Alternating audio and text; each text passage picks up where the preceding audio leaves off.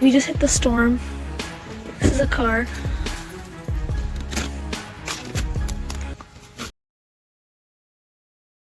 More than 1 million Canadians were without power on Thursday when an ice storm hit the eastern part of the country, uprooting trees and damaging power lines. The Environment Ministry issued a hail warning to Quebec, with officials warning that the ice buildup was strong enough to uproot entire trees in some places.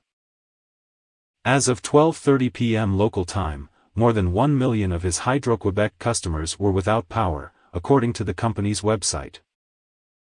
Hydro-Quebec tweeted.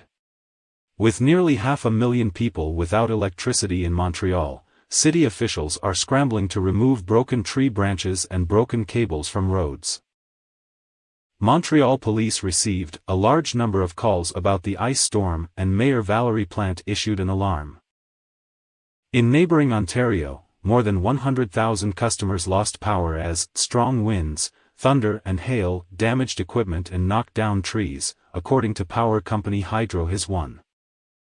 This article originally appeared on under the title, Ice Storm Hits Canada, Blackouts Affect 1 Million Citizens.